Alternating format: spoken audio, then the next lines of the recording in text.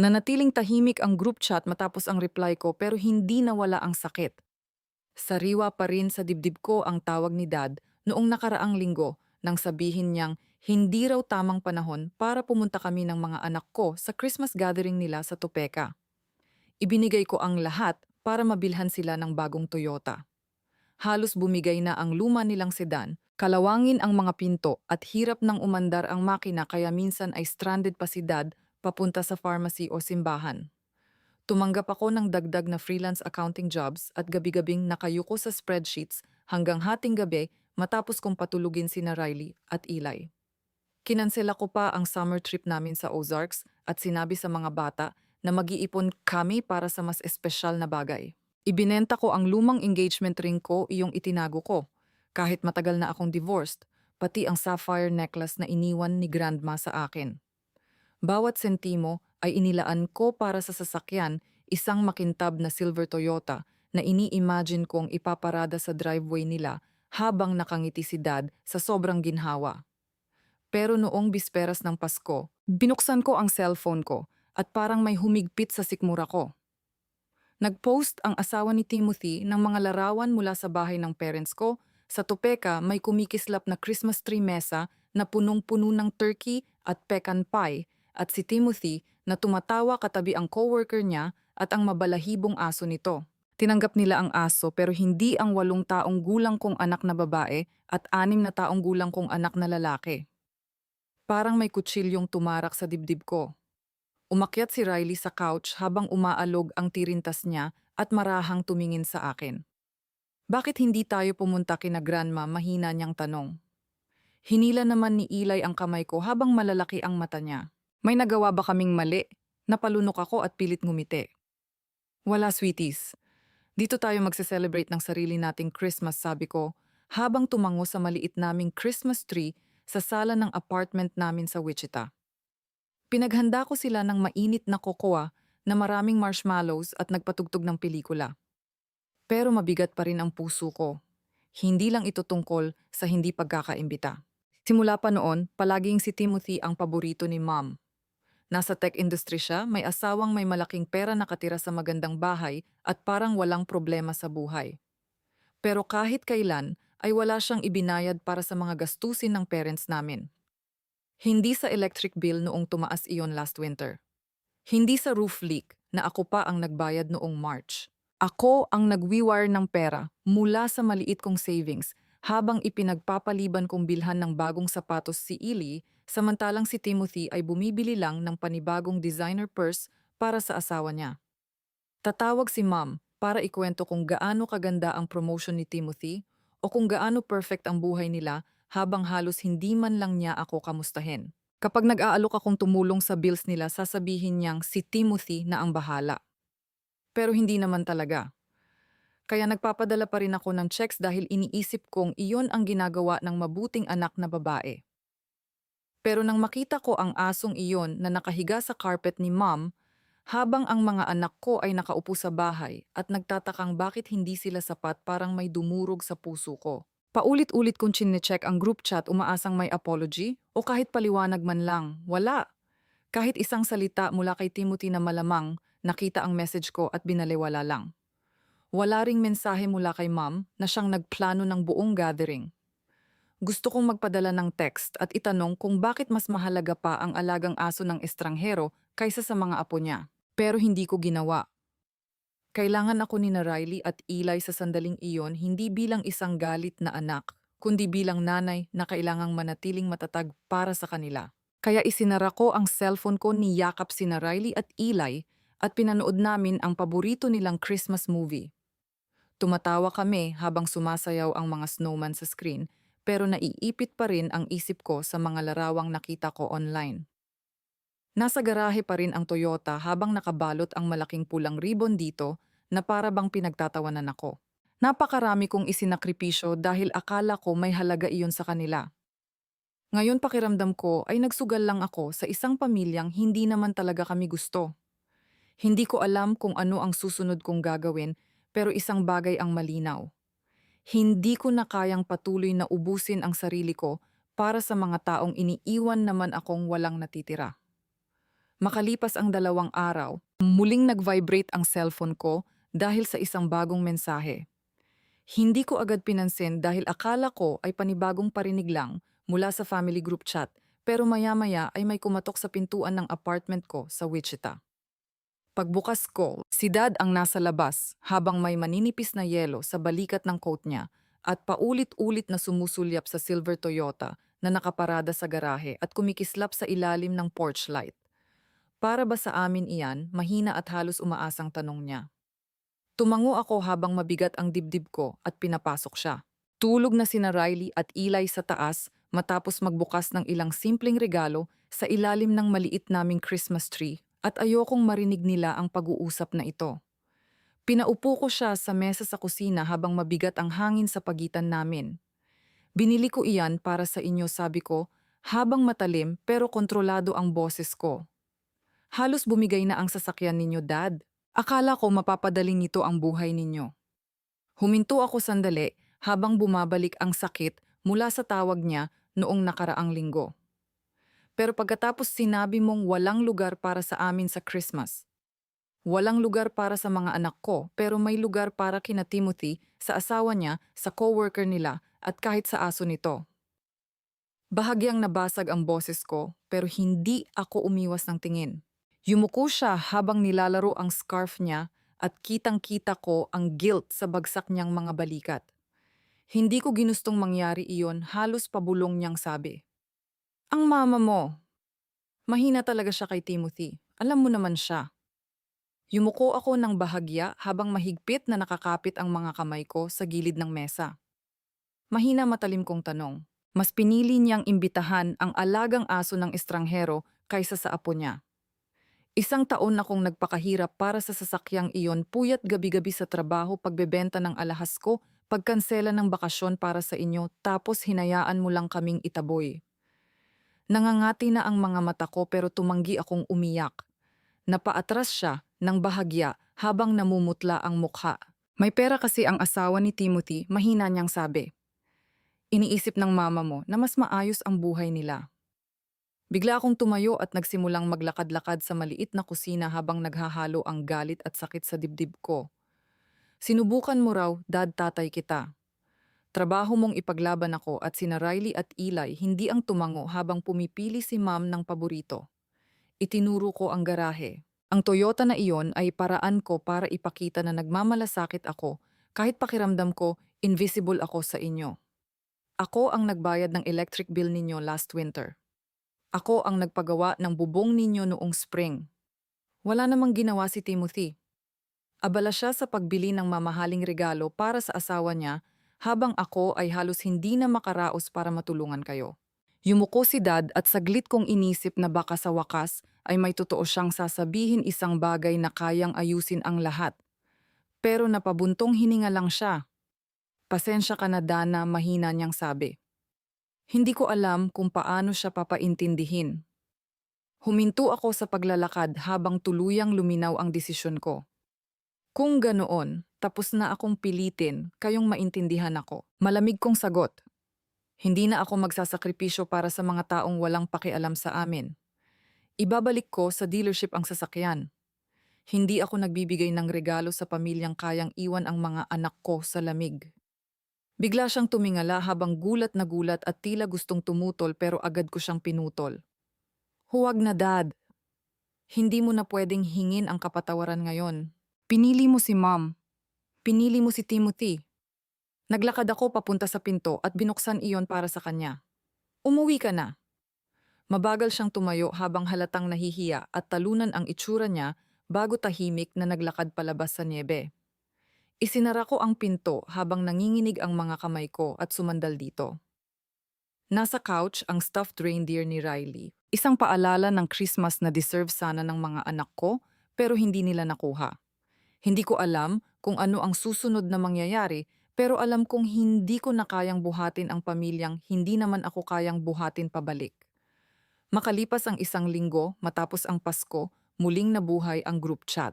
Nasa kusina ako at naghuhugas ng plato matapos ang tahimik na hapunan kasama sina Riley at Eli nang sunod-sunod na mag-notify ang cellphone ko. Pinunasan ko ang mga kamay ko At akala ko ay sa wakas may apology na mula kay Dad matapos ang mabigat naming pag-uusap. Pero ang bumungad sa akin ay pangalan ni Mom. Nag-post pala siya sa public Facebook page niya ng mahabang rant tungkol sa kung paano ko raw sinira ang Christmas dahil sa pagiging selfish ko at sa hindi ko raw pagbibigay ng sasakyan para sa pamilya.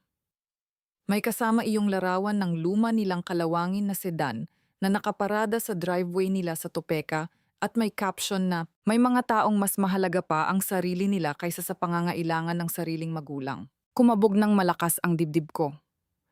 Binaluktot ni Ma'am ang buong kwento at pinalabas na itinago ko ang Toyota dahil sa sama ng loob, hindi dahil itinaboy nila ang mga anak ko sa sarili nilang Christmas celebration. Nag-scroll ako sa comments at bawat isa ay parang bagong sugat na unang nag-comment si Aunt Doris. Dana, dapat mahiya ka sa sarili mo. Pinagdadamutan mo ng sasakyan ang mga magulang mong nahihirapan. Sumunod naman ang kaibigan ni Mom na si Evelyn habang punong-puno ng paghusga ang tono niya. Masyado kang makasarili para isipin ang pamilya. May mga estrangherong nag-like sa post at nagdagdag pa ng praying hands emojis at comments na tulad ng nakakalungkot kapag tinalikuran ng mga anak ang magulang nila. Mahigpit kong hinawakan ang cellphone hanggang sa mamuti ang mga buko ng mga daliri ko. Hindi lang nila kami itinaboy. Ngayon ginagawa pa nila akong kontrabida.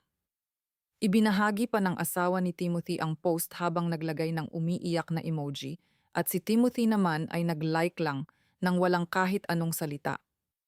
Ang sarili kong kapatid, tahimik lang habang hinahayaang kumalat ang kasinungalingan tungkol sa akin. Naupo ako sa couch habang nakatitig sa screen at unti-unting kumukulo ang galit sa dibdib ko. Nasa mesa si Riley at tahimik na nagkukulay habang humuhuni ng Christmas song na parang walang alam sa gulong nangyayari online. Si Eli naman ay nasa taas at naglalaro ng bago niyang toy truck. Hindi ko kayang ipakita sa kanila ito. Hindi ko kayang malaman nilang sinisira ng lola nila ang pangalan ng nanay nila sa internet. Pero masakit ang mga paratang selfish, ungrateful, uncaring. Ako na nagbayad ng overdue nilang electric bill. Ako na nagpagawa ng bubong nila habang si Timothy ay abala sa pagbili ng mamahaling relo. Isinakripisyo ko ang tulog ko, ang summer plans ng mga anak ko, pati ang sapphire necklace ni Grandma para sa sasakyang iyon, lahat para lang matulungan sila. At ngayon, ipinapakita ni Mom na parang ako pa ang nagtaksil sa kanila. Binuksan ko ang group chat kung saan ipinagpatuloy ni na Doris at Evelyn ang mga pag-atake nila sa private messages. Dinudurog mo ang puso ng mga magulang mo, Dana, sabi ni Doris. Lifeline nila ang sasakyang iyon. Dagdag naman ni Evelyn matigas na talaga ang ulo mo noon pa pero sobra na ito kahit para sa'yo. Gusto kong sumigaw, gusto kong mag-type ng mahabang message at ilantad ang pagiging hipokrito nila. Ang nanay kong mas piniling imbitahan ang aso kaysa sa mga apo niya. Si Timothy na ni minsan ay hindi nag-abot ng pera para sa parents namin. Pero ako pa rin ang selfish. Nakahinto ang mga daliri ko sa keyboard pero pinigilan ko ang sarili ko. Hindi maaayos ng mga salita ang lahat. Babaluktutin lang nila ulit ang kwento. Kaya gumawa na lang ako ng desisyon. Kinaumagahan, dinala ko ang Toyota sa dealership sa Wichita habang nakatali pa rin ang pulang ribbon sa hood nito. Tinaasan ako ng kilay ng salesman na si Mike nang pumarada ako. Nagbago isip mo, tanong niya habang nakatingin sa sasakyan. Tumango ako habang mahigpit ang pangako. Oo. Hindi pala ito ang tamang bagay para sa akin. Ipinaliwanag niya ang proseso ng pagbabalik ng sasakyan at ang $3,000 restocking fee. Bahagya akong napaatras pero pinirmahan ko pa rin ang mga papeles. Kalahati iyon ng savings ko pero mas mabigat para sa akin ang manatiling nakakapit sa kasinungalingan na may halaga ako sa pamilya ko.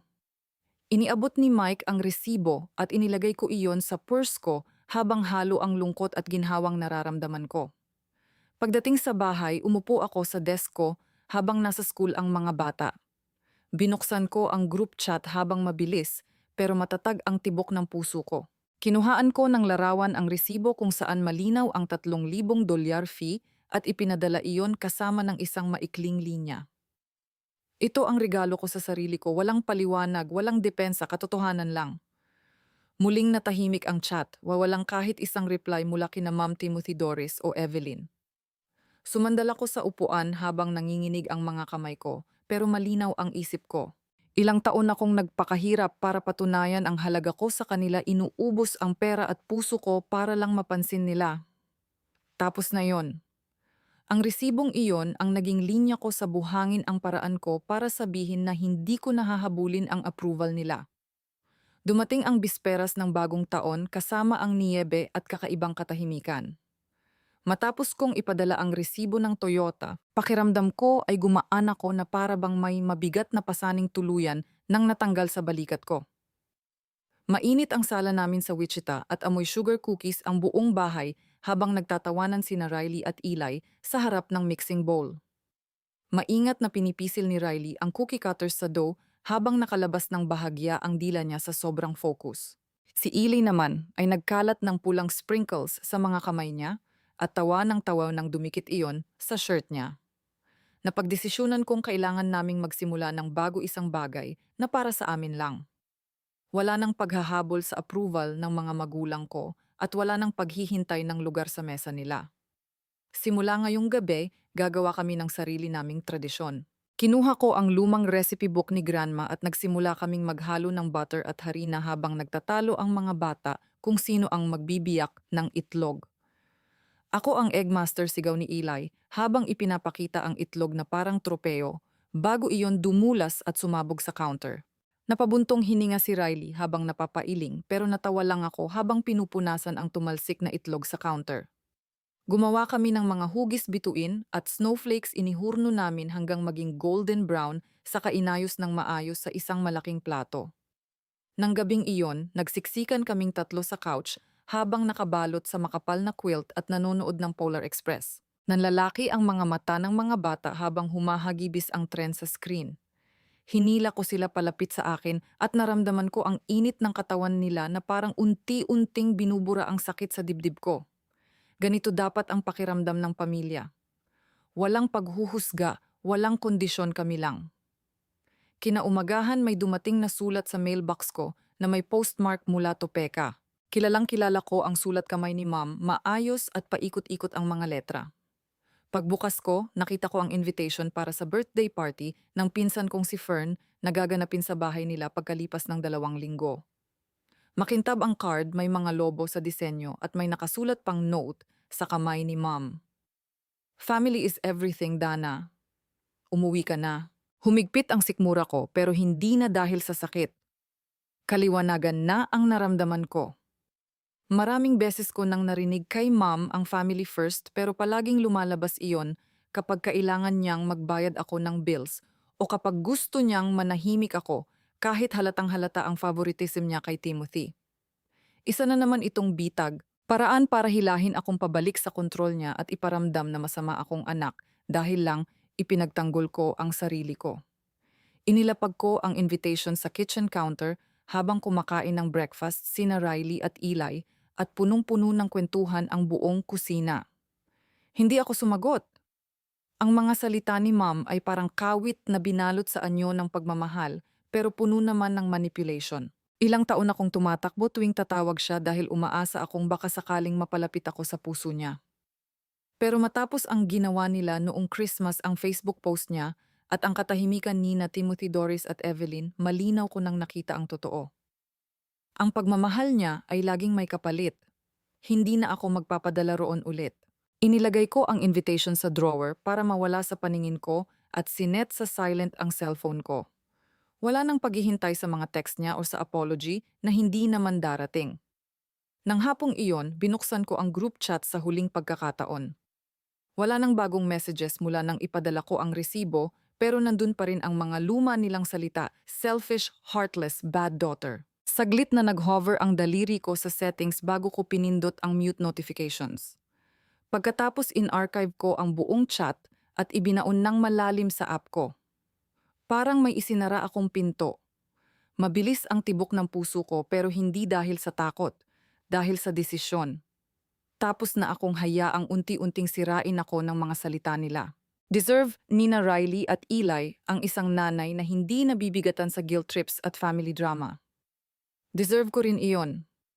Ginugol namin ang natitirang araw sa paggawa ng tabingi at nakakatawang snowman sa harap ng bahay. Pinilitan ni Eli na lagyan iyon ng scarf kaya ginamit namin ang isa kong lumang scarf na matingkad na asul at medyo himulmol na. Si Riley naman ay naglagay ng carrot nose at tawang-tawa ng 2 beses itong mahulog. Sa unang pagkakataon, matapos ang ilang linggo, nakahinga ako ng maluwag parang wala na ang anino ng expectations ni Ma'am sa ibabaw ko. Hindi ko alam kung ano ang dala ng bagong taon pero isang bagay ang sigurado ko. Narito mismo ang tunay kong pamilya tumatawa kasama ko sa gitna ng niebe. Pagsapit ng spring, hindi ko na kinayang sarilinin ang lahat. Isang makapal na envelope ang dumating sa bahay namin sa Wichita na may postmark mula Topeka at sulat kamay ni Mom sa label. Sa loob ay isang legal document malamig at formal na nagsasabing tinanggal na kami ng mga anak ko sa inheritance ng mga magulang ko.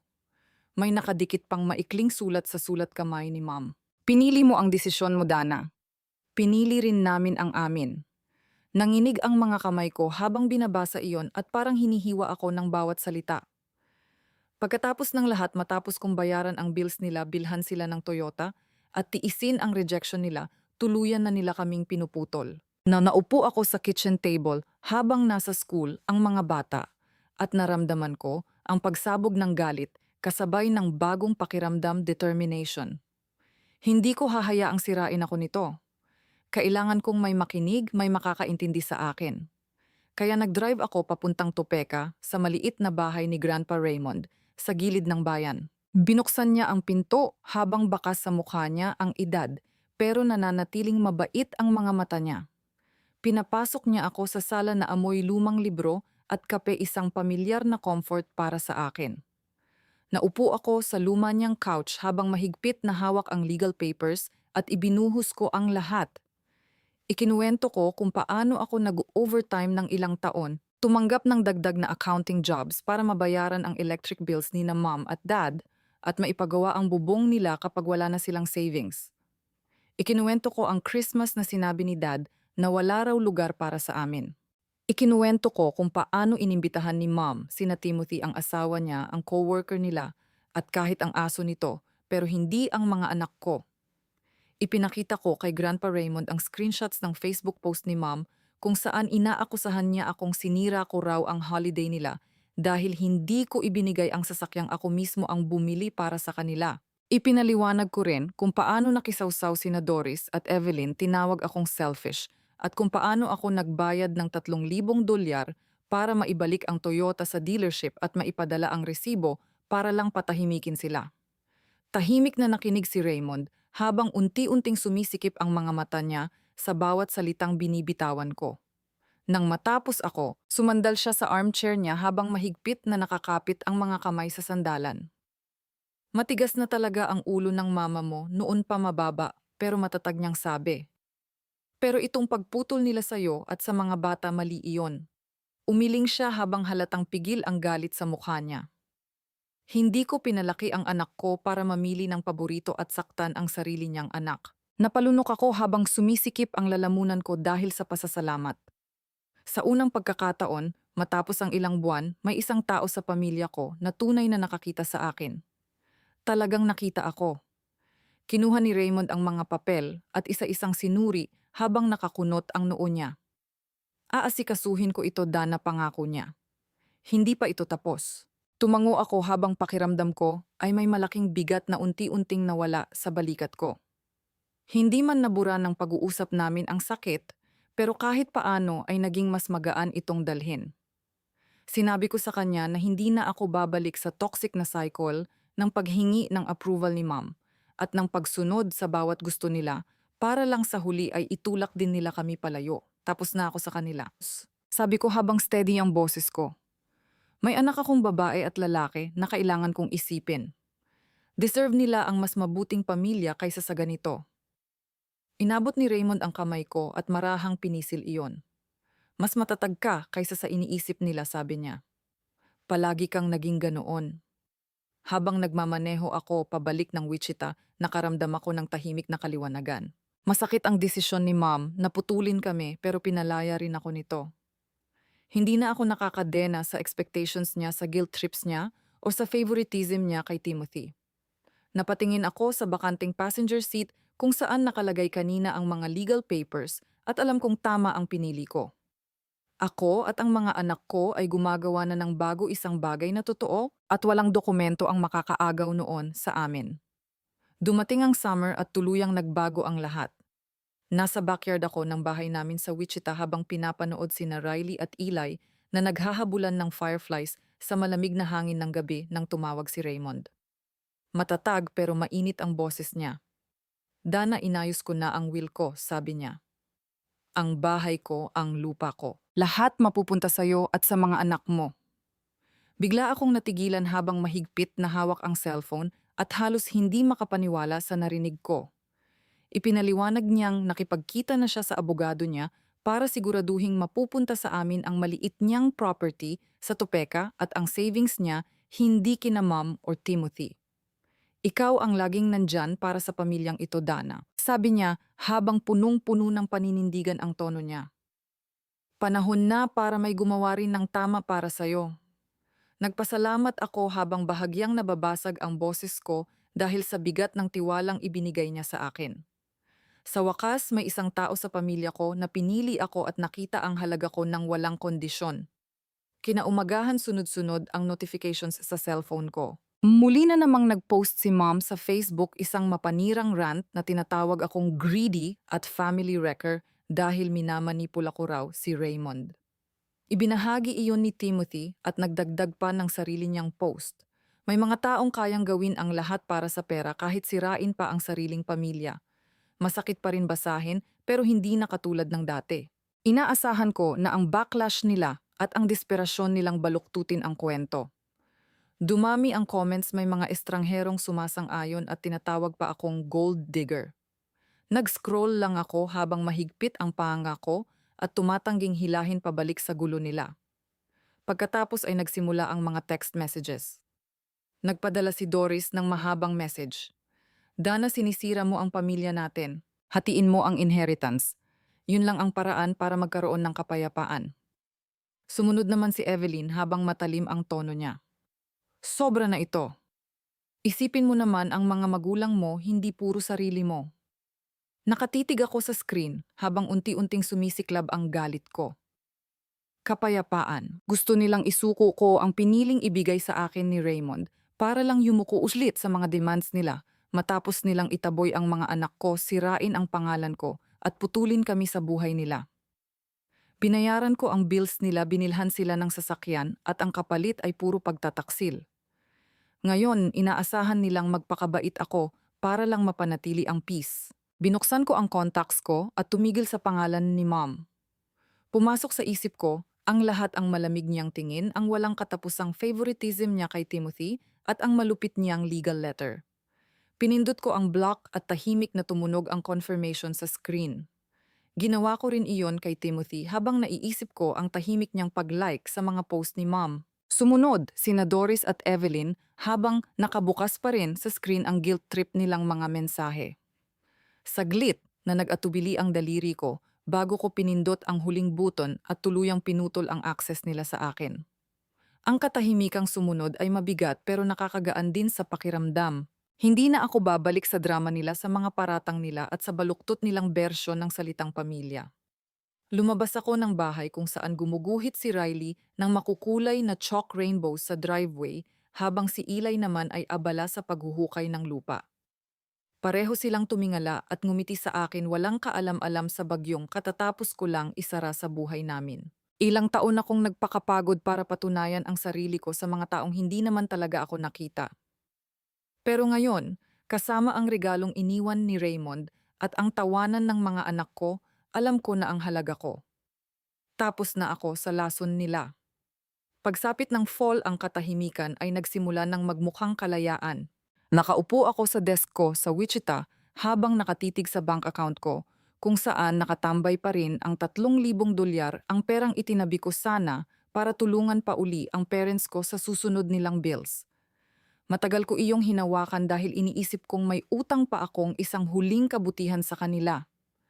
Pero matapos ang lahat ang pagtataboy nila sa amin ang mga kasinungalingan nila at ang legal threats nila na-realize kong wala na akong utang sa kanila kahit ano.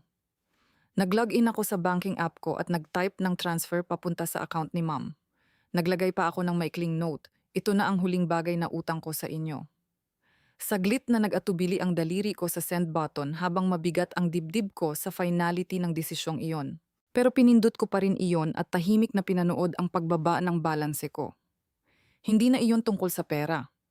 Tungkol iyon sa tuluyang pagsasara ng pinto. Nabalitaan ko mula sa isang mutual friend sa Topeka na nahihirapan na sina Ma'am at Timothy. Dahil wala na silang aasahang inheritance mula kay Raymond, sila na mismo ang sumasalo sa mga medical bills nila. Mahal ang gamot ni Dad para sa puso niya at may tumutulong bubong na kailangang ipaayos agad. Si Timothy naman na sanay magmukhang successful sa pamamagitan ng mamahaling gamit ay hirap ng bayaran ang credit card debts niya. Tumigil na rin ang mga social media posts nila at napalitan iyon ng tensyonadong katahimikan. Saglit akong nakaramdam ng awa pero mabilis din iyong nawala. Pinili nila ang landas nila gaya ng pagpili ko sa akin. Samantala ako at ang mga anak ko ay gumagawa ng bago naming buhay. Tuwing weekends, pumupunta kami sa Sedgwick County Park kung saan nag-uunahan sina Riley at Eli papunta sa swings habang umaalingaw-ngaw ang tawanan nila sa hangin habang tinutulak ang isa't isa ng mas mataas. Sa bahay naman, naglalaro kami ng board games. Paborito ni Eli ang Monopoly kahit palagi siyang palihim na nagdadagdag ng extra houses sa board. Isang gabi, gumawa kami ng pumpkin muffins at napuno ng amoy ng cinnamon ang buong kusina. Hinahalo ni Riley ang batter habang may harina ang mukha niya at pilit namang dinaragdagan ni Eli ng sobrang chocolate chips ang mixture. Tahimik ko silang pinanood habang punong-puno ng saya ang puso ko. Ito na ang buhay namin ngayon. Simple pero masaya. Habang lumilingon ako sa lahat ng nangyari, natutunan kong ang tunay na self-respect ay ang paglalagay ng hangganan at paninindigan dito. Ang pagtatakda ng boundaries ay hindi lang tungkol sa pagsabi ng no kina Ma'am Timothy, Doris at Evelyn. Tungkol din ito sa pagsabi ng yes sa sarili ko, sa mga anak ko, at sa buhay na malaya sa toxicity nila. Ilang taon kong sinubukang paghirapan ang pagmamahal nila, pero hindi dapat may kapalit ang tunay na pagmamahal. Ang pagputol ko sa kanila ang pagbabalik ng huling perang iyon at ang pagpili ko sa sarili kong landas, iyon ang paraan ko para protektahan ang kapayapaan ko. Maraming salamat sa pagsama sa akin hanggang dulo ng kwento ko. Ibahagi ninyo ang mga naiisip ninyo sa comments. Ano ang gagawin ninyo kung kayo ang nasa sitwasyon ko?